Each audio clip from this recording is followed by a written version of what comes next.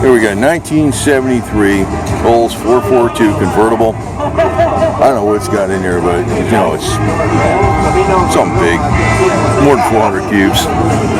It's got, I guess that is factory like that too. That's cool. I like that.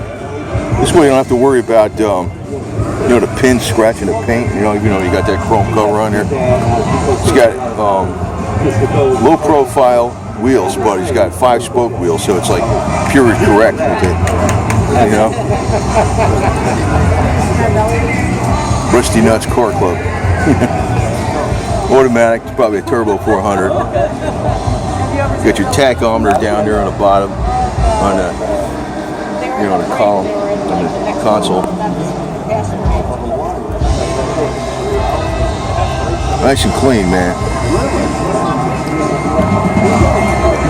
Got a glass window in the back, which is good in the wintertime. I had my '69 Roadrunner convertible. I used to drive that in the winter all the time. So you had to, because it was the only car I had. So you used to punch the roof. You didn't have a liner in it. You punch the roof on the inside, and you knock the ice off of it. It doesn't have didn't have a convertible roof liner in it.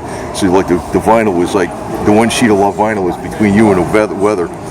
So dual exhaust. It's got the pinpoint vinyl top. The see the pinstripe around there. The the airfoil spoiler, whatever you call it.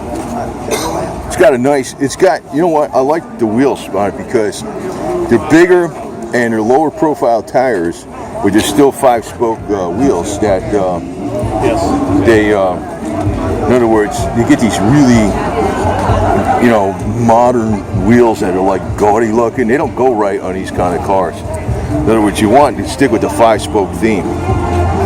So, sweet ride.